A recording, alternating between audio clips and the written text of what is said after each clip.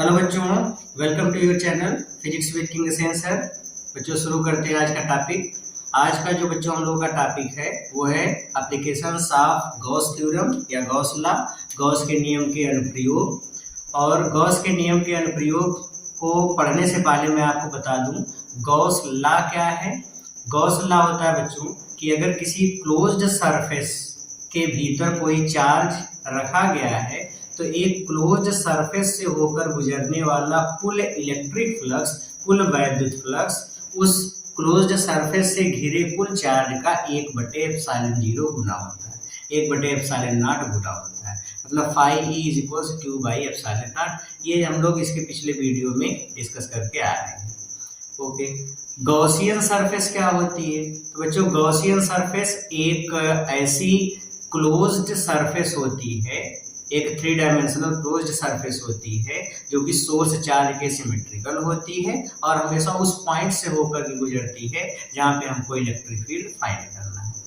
Okay, शुरू करते हैं बच्चों आज का टॉपिक। गॉस के लॉ के एप्लीकेशन में जो हम लोगों का पहला टॉपिक है, पहला एप्लीकेशन पढ़ना है वो है अनंत लंबाई के सीधे आवेशित तार के निकट वैद्युत क्षेत्र की तीव्रता। कोई एक सीधा आवेशित तार है जिसकी लेंथ बहुत बड़ी है, अनंत लंबाई की, उसके कारण उससे r डिस्टेंस पे कोई पॉइंट मान लीजिए P रखा गया है तो कितना इलेक्ट्रिक फील्ड होगा ये हमको फाइंड करना है। तो बच्चों मान लीजिए कि कोई ये एक वायर है जो यूनिफॉर्मली चार्ज्ड है, इस पर पूरे लेंथ में या पूरे अनंत लंबाई में इस पर चार्ज डिस्ट्रीब्यूटेड है या इस पर जो चार्ज का डिस्ट्रीब्यूशन है वो यूनिफॉर्म है। ये वायर की लेंथ अनंत है, इन्फिनिटी लॉन्ग है, इसके कारण हमको इलेक्ट्रिक फील्ड फाइंड करना है। मान लीजिए इस वायर की जो लीनियर चार्ज डेंसिटी है, लीनियर चार्ज डेंसिटी मीन्स रेखीय आवेश घनत्व, charge distributed in per unit length, ये है लैम्डा। और इसकी एल लेंथ में मान लीजिए बच्चों ये तो वायर इन्फिनिटी लेंथ का है, यहाँ से यहाँ तक, यहाँ से यहाँ तक की इसकी लेंथ हम मान लेते हैं यल, कैपिटल यल। सपोज इसके कैपिटल यल लेंथ में क्यू चार्ज डिस्ट्रीब्यूटेड है। कितना चार्ज डिस्ट्रीब्यूटेड है? क्यू। तो लैम्डा क्या होगा? लैम्डा होता है बच्चों charge distributed in per unit length या एकांक लंबाई में वितरित आवेश की मात्रा। तो लैम्डा हो जाएगा लैम्डा बराबर Q/L, या अगर यहाँ से Q निकाल लें तो ये L का इधर गुणा हो जाएगा, ये हो जाएगा लैम्डा इंटू L। इतना चार्ज L लेंथ में डिस्ट्रीब्यूट होगा। ठीक है, ओके।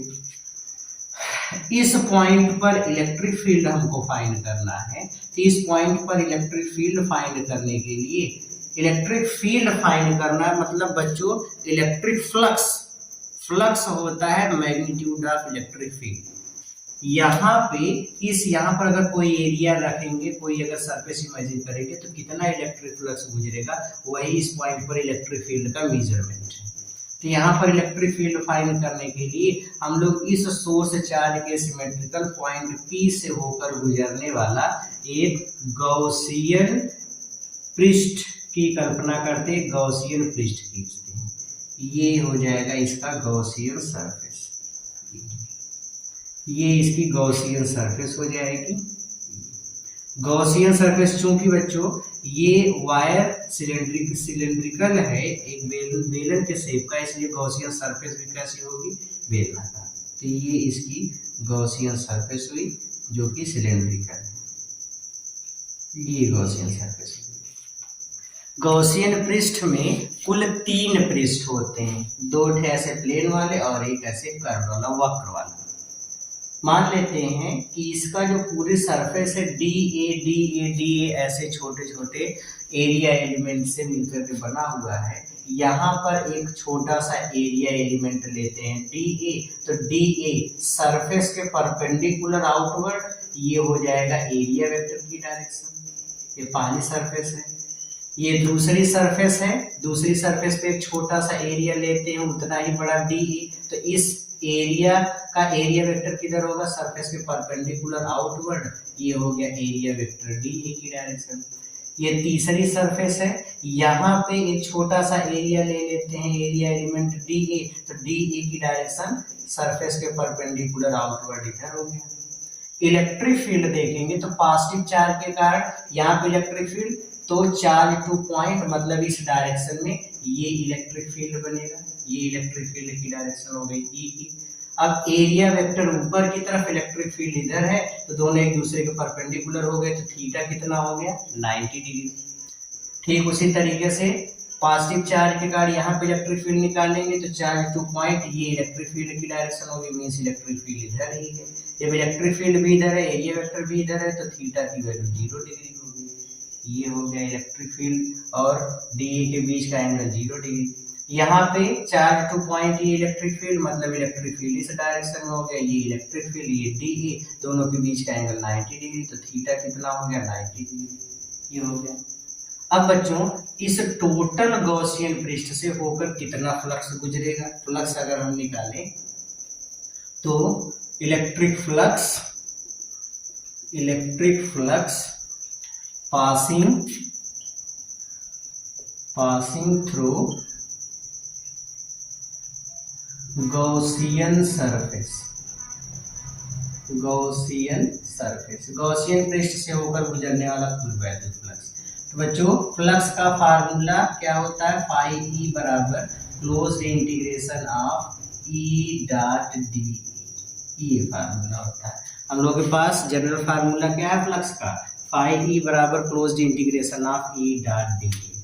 अब क्या करते हैं, क्योंकि क्लोज्ड सरफेस में 3 सरफेस है, 2 थे प्लेन ये वाले ऊपर नीचे और एक वक्र पृष्ठ है, तो टोटल फ्लक्स जो गुजरेगा इसको आप ऐसे भी लिख सकते हैं, फाई ई बराबर integration for surface number 1 E dot D का मतलब E D A cos theta.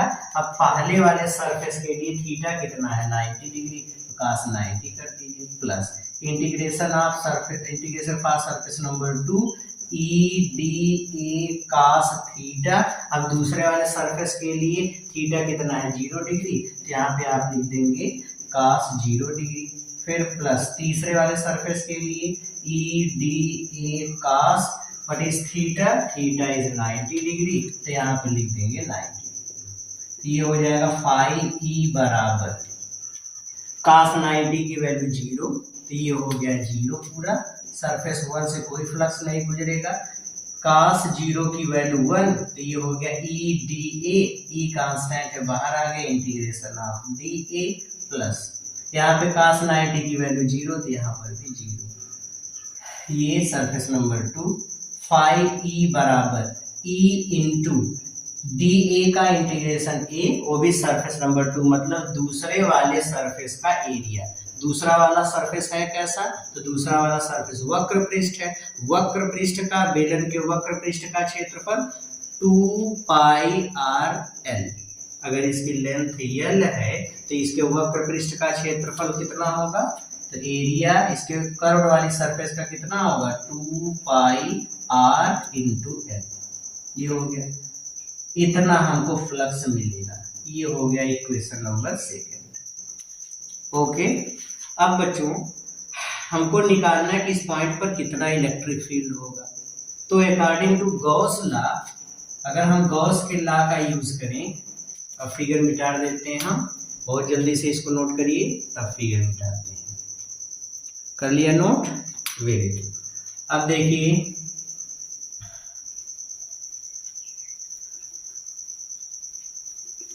जो पहला इक्वेशन है हम लोगों का, वो कितना लिखा गया था, Q बराबर लैम्डा इंटू एल। ये बच्चों हम लोगों का फर्स्ट इक्वेशन था। फाई की वैल्यू इतनी मिली है, यहाँ से कैलकुलेशन अपना आगे बढ़ाते हैं। अगर हम गॉस के लॉ का यूज करें तो according to Gauss law phi E किसके बराबर होता है, Q upon epsilon not.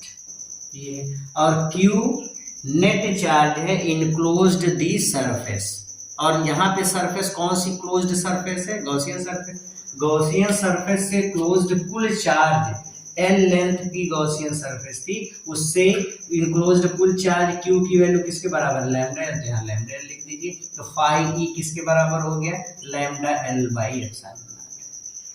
Equation second से फाई की वैल्यू पुटअप करिए। फाई की वैल्यू यहाँ पे रखेंगे तो फाई ई किसके बराबर, E into 2πr l is equals lambda l by epsilon not. Okay, यहाँ एल से एल कैंसिल हो गया, बचेगा कितना, ई इंटू 2πr बराबर लैम्डा बाई एप्सिलॉन नॉट। या ई की वैल्यू फाइंड करेंगे, 2πr को इधर कर दिया तो E equals 1/2πr into lambda upon epsilon not, या ई इक्वल्स 1/2π एप्सिलॉन नॉट को पहले लिखिए इंटू लैम्डा बाई आर। ये इलेक्ट्रिक फील्ड का फार्मूला है। या इसी फार्मूले को हम लोग ऐसे भी लिख सकते हैं, इसको 4π एप्सिलॉन नॉट के रूप में लिखना चाहें तो 1/4π एप्सिलॉन नॉट इंटू 2 से नीचे गुणा किया, 2 से ऊपर भी कर दीजिए, 2 लैम्डा बाई आर। ये तो ये एक कोई अनंत लंबाई के एक सीधे आवेशित चालक तार के निकट वैद्युत क्षेत्र की तीव्रता का फार्मूला है। अगर कोई एक ऐसा वायर हमने ले लिया, अगर हमने कोई एक ऐसा वायर ले लिया जिसकी लेंथ, ऐसा कोई वायर ले लिया जिसकी लेंथ कितनी है, बहुत बड़ी अनंत लंबाई के, तो उससे r डिस्टेंस पर उससे क्लोज इलेक्ट्रिक फील्ड कितना होगा, 1/4π epsilon naught into 2 lambda by R. कितना इलेक्ट्रिक फील्ड होगा, 1/4π epsilon naught into 2 lambda by R. कितना इलेक्ट्रिक फील्ड मिलेगा। अब इससे रिलेटेड कुछ चीजें आप ध्यान से देखिए।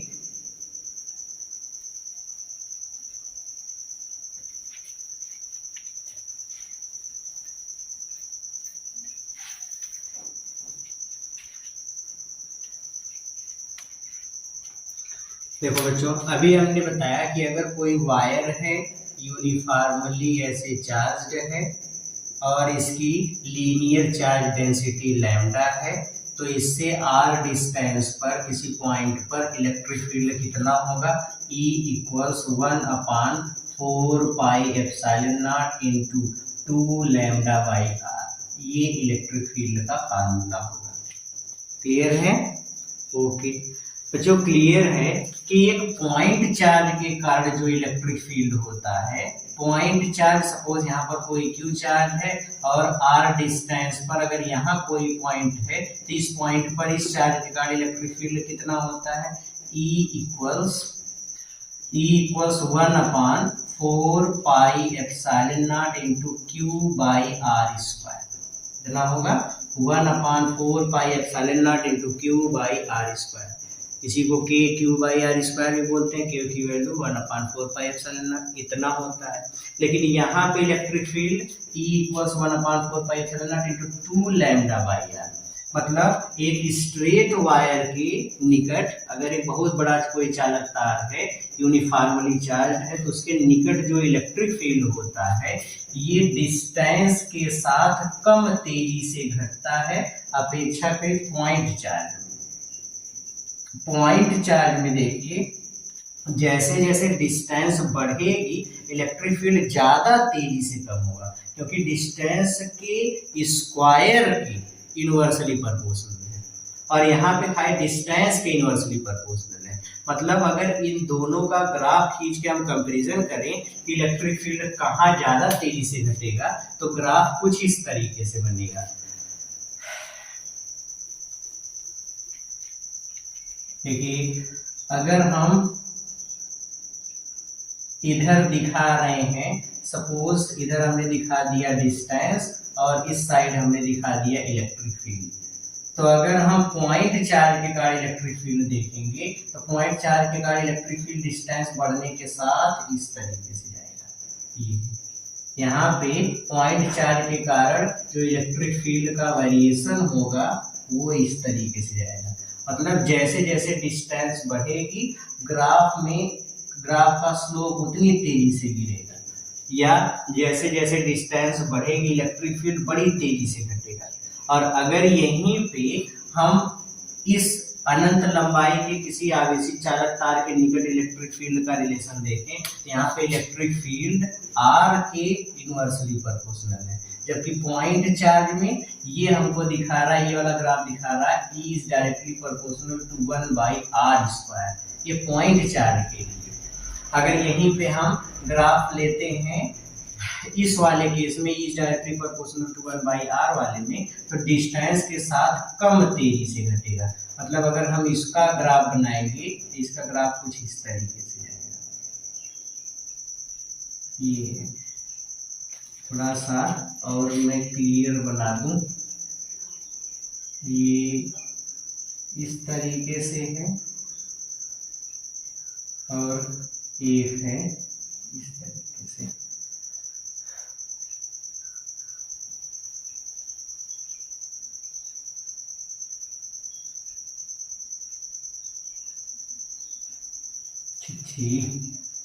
ये ऐसे और एक ऐसे। यहाँ पे इस वाले ग्राफ का, इस वाले ये वाला जो ग्राफ है, जो ये जो ग्राफ जो ज्यादा तेजी से नीचे की तरफ गिर रहा है, ये वाला ग्राफ जो ज्यादा तेजी से नीचे की तरफ आ रहा है, ये दिखा रहा है कि डिस्टेंस के साथ इलेक्ट्रिक फील्ड ज्यादा तेजी से वेरी कर रहा है।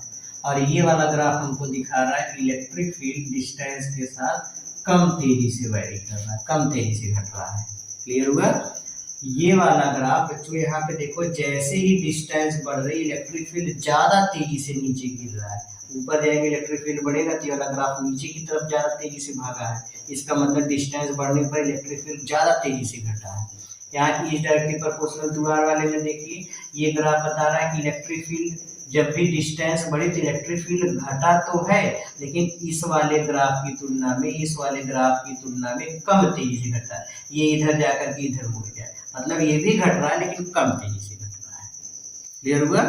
तो पॉइंट चार्ज के कारण और जो एक अनंत लंबाई के किसी समान रूप से आवेशित किसी चालक तार के कारण दोनों में इलेक्ट्रिक फील्ड कब ज्यादा तेजी से घटेगा? तो आंसर इलेक्ट्रिक फील्ड वहां तेजी से घटेगा जहां पे पॉइंट चार्ज। तो डिस्टेंस के साथ इसका वेरिएशन इस प्रकार से रहता है। क्लियर हो गया? Okay, very good. अब देखिए इस पर एक खूब अच्छा सा क्वेश्चन समझते हैं।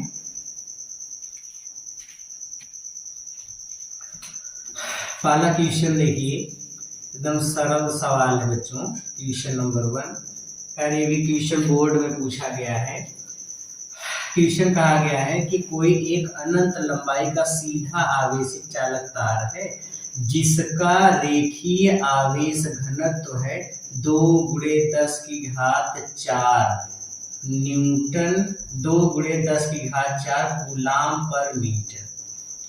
एक कोई इंफिनिटी, ये कोई एक अनंत लंबाई का सीधा आवेशित चालक तार है जिसकी लीनियर चार्ज डेंसिटी लैम्डा दिया गया है 2 × 10⁴ 2 × 10⁴ कूलाम पर मीटर। कहा गया कि इससे 3 सेंटीमीटर की डिस्टेंस पर कोई एक पॉइंट P है। बताओ इस पॉइंट पर कितना इलेक्ट्रिक फील्ड होगा? बहुत सिंपल क्वेश्चन है। इलेक्ट्रिक फील्ड फाइंड करना है तो इलेक्ट्रिक फील्ड का फार्मूला क्या होता है? अभी हमने बताया था, E = 1/4 πε0 × 2 λ/r। तो यहाँ पे आप फाइंड करोगे तो E इसकी value 9 × 10⁹ 9 × 2 × lambda 2 × 10⁴ upon r। r 3 centimetre है तो 3 × 10⁻² इतने मीटर हो गया। ये इससे कैंसिल हो गया। 3 10⁻² को ऊपर ले जाओगे तो +2 होगा। 2 दूनी 4 3 12, फिर गुणे 10⁻⁹ 9 4 13 13 2 15, इतने न्यूटन प्रति कूलाम। ये इलेक्ट्रिक फील्ड की इंटेंसिटी होगी। क्लियर हो गया? ओके, अगला क्वेश्चन लेते हैं। अगले क्वेश्चन को देखिए।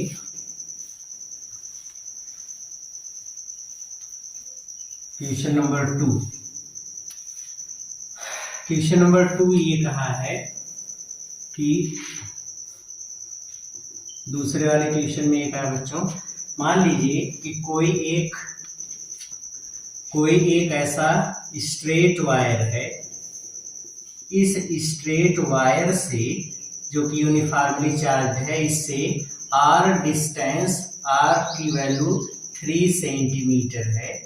3 सेंटीमीटर की डिस्टेंस पे यहाँ पे कोई एक पॉइंट है, इस पॉइंट पर इलेक्ट्रिक फील्ड हमको दिया गया है 9 × 10⁻³ न्यूटन पर कूलम। आपसे कहा दिया गया इस वायर की लीनियर चार्ज डेंसिटी क्या होगी। फिर से देखिए, कोई एक वायर है, स्ट्रेट वायर है, इस वायर से 3 सेंटीमीटर की डिस्टेंस पर कोई एक पॉइंट है, इस पॉइंट P पर इलेक्ट्रिक फील्ड इतना है।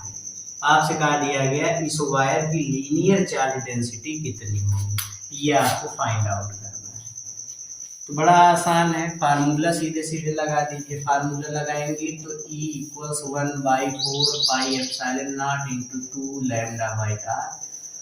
वैल्यू पुटअप करो, 3 की वैल्यू 9 × 10⁻³, इसकी 9 × 10⁻9 × 2 × λ/r 3 सेंटीमीटर, तो 3 × 10⁻² मीटर।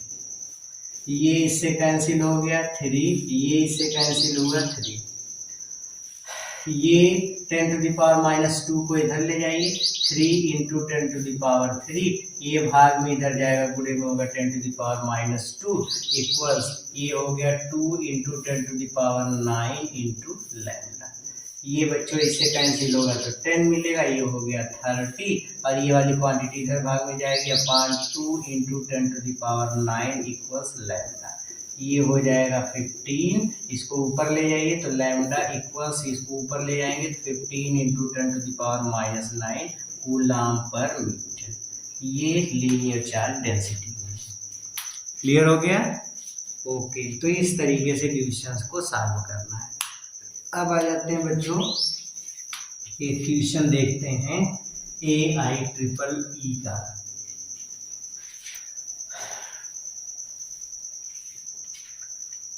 क्वेश्चन देखिए बच्चों, क्वेश्चन 3, हमसे ये कहा गया कि ये कोई वायर है,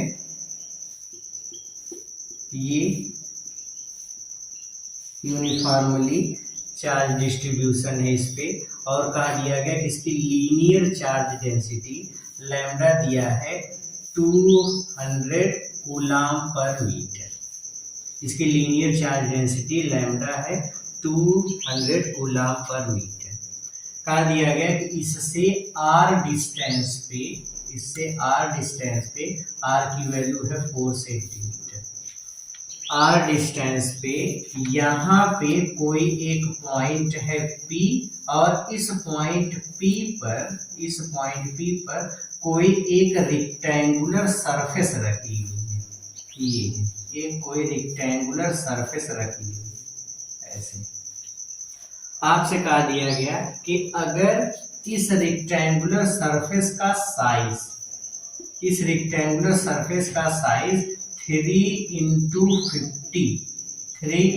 50 सेंटीमीटर स्क्वायर है, तो बताइए कि इस सरफेस से होकर गुजरने वाला फ्लक्स कितना होगा। क्वेश्चन एक बार फिर से समझिए। कहा गया कि कोई एक स्ट्रेट इन्फिनिटी लेंथ का कोई एक वायर है जिसकी लीनियर चार्ज डेंसिटी है 200 कूलम पर मीटर। इससे 4 सेंटीमीटर डिस्टेंस पर कोई एक पॉइंट है P, उस पॉइंट P पर एक कोई ऐसी सरफेस रखी गई है, रेक्टेंगुलर सरफेस है जिसका साइज है 3 × 50 सेंटीमीटर स्क्वायर। कहा दिया गया find the electric flux passing through this rectangular surface. इस सरफेस से होकर के कितना फ्लक्स गुजरेगा, ये हमको फाइंड आउट करना है। तो फ्लक्स कैसे फाइंड करेंगे, आज ये इसके बारे में देखते हैं। जो फ्लक्स निकालने के लिए, फ्लक्स का फार्मूला हमारे पास क्या है? फ्लक्स का फार्मूला है φE = E.A या EA cos थीटा, जहाँ पे थीटा E और A के बीच का एंगल है। ओके, तो सबसे पहले हम देखेंगे इलेक्ट्रिक फील्ड किस डायरेक्शन में है। तो ये चार्ज है, चार्ज के कारण इलेक्ट्रिक फील्ड, तो पॉजिटिव चार्ज के कारण यहाँ पे इलेक्ट्रिक फील्ड देखेंगे तो ये इलेक्ट्रिक फील्ड की डायरेक्शन हो गई E की, ये डायरेक्शन है इलेक्ट्रिक फील्ड की E की। यहाँ पर एरिया वेक्टर निकालेंगे तो देखिए सरफेस ऐसे रखी गई है, ये सरफेस है, इसका एरिया वेक्टर ऐसे होगा परपेंडिकुलर आउटवर्ड, ये इसकी नोक यही दिखा रही है एरिया वेक्टर, तो इसका एरिया वेक्टर भी इसी के डायरेक्शन में होगा बाहर की तरफ, ये हो गया एरिया वेक्टर ए की डायरेक्शन। अब ए और ई के बीच का एंगल कितना हो गया 0 डिग्री, ये हो गया, तो थीटा तो 0 डिग्री हो गया। ए की वैल्यू तो साइज मतलब इसकी चौड़ाई लंबाई इसका गुणनफल दिया गया, लंबाई गुणे चौड़ाई दिया गया है, तो इसका मतलब हमको एरिया तो दिया गया है। साइज का मतलब होता है एरिया, साइज का मतलब एरिया, तो हमको तो एरिया दिया गया है। बची बात इलेक्ट्रिक फील्ड की, तो यहाँ पे इलेक्ट्रिक फील्ड फाइंड कर लेते हैं।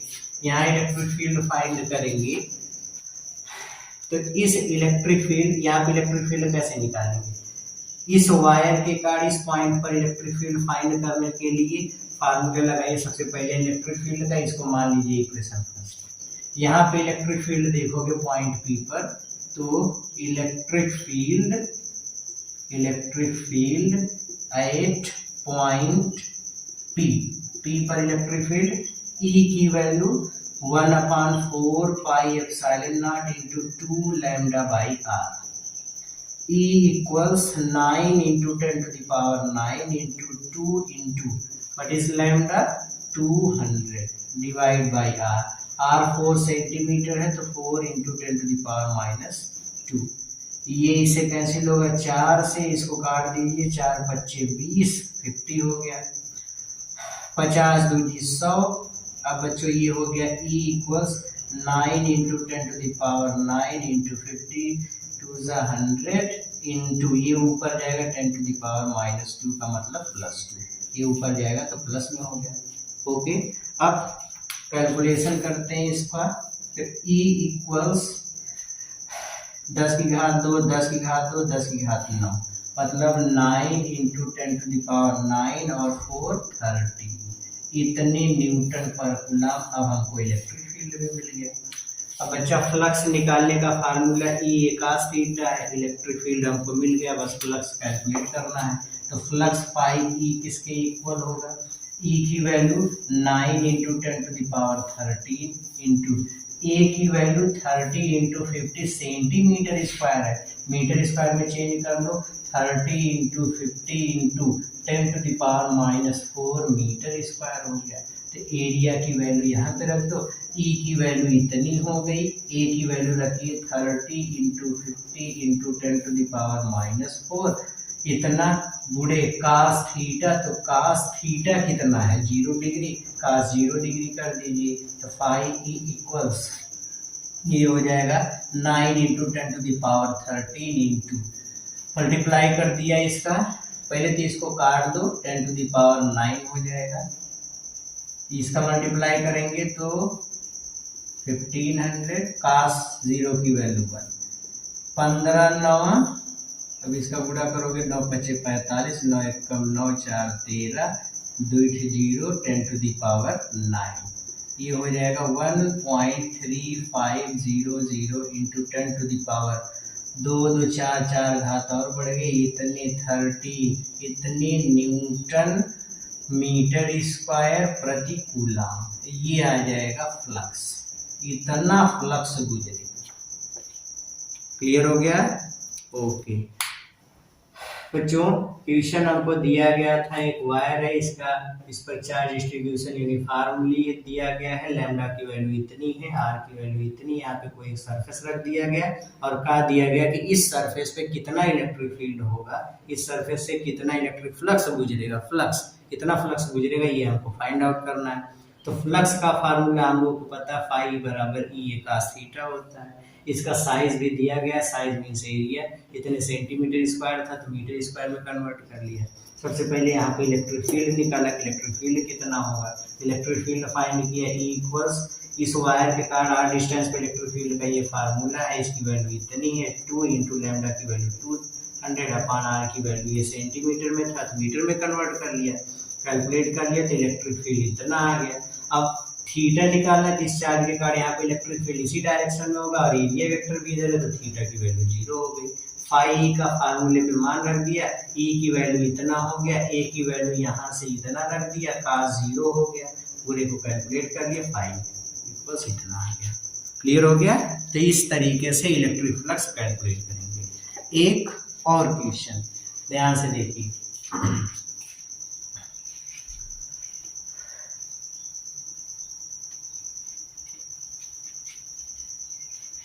ये क्वेश्चन बच्चों इस वीडियो का लास्ट क्वेश्चन होगा और फिर हम लोग कल इसका सेकंड एप्लीकेशन पढ़ेंगे गॉस की थ्योरम का।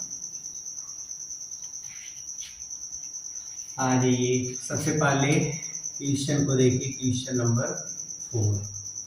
क्वेश्चन ध्यान से अच्छे से समझिए। देखिए बच्चों, पहले तो हमसे ये कहा गया कि एक कोई वायर है, क्वेश्चन एकदम सेम उसी तरीके से है। ये कोई वायर है, इस वायर की लीनियर चार्ज डेंसिटी है 200 कूलम पर मीटर, इतनी इसकी लीनियर चार्ज डेंसिटी है। कहा दिया गया कि इससे 4 सेंटीमीटर की ही डिस्टेंस पर यहाँ पे कोई एक पॉइंट है P, और इस पॉइंट P पर एक चार्ज रखा गया है 2 माइक्रोकूलम का। कितना चार्ज रखा गया है? 2 माइक्रोकूलम का। और यहाँ पे एक और दूसरा चार्ज, इसी के आगे एक और चार्ज रखा गया है, और ये वाला चार्ज है 4 माइक्रोकूलम का। और यहाँ इस वाले वायर से इस वाले चार्ज के बीच की डिस्टेंस, टोटल डिस्टेंस दिया गया है 8 सेंटीमीटर। आपसे क्वेश्चन ये कहा दिया गया, find F net electrical force. आपको नेट इलेक्ट्रिकल फोर्स फाइंड करना है ऑन चार्ज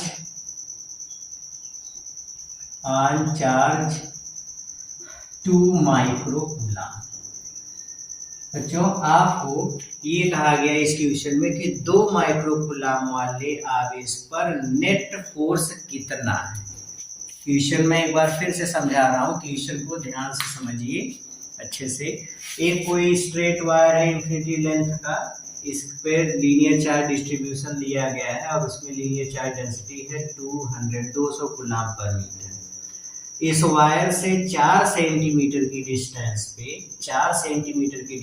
पे कोई एक पॉइंट P है जिस पर 2 माइक्रोकूलम का कोई एक आवेश रखा गया है।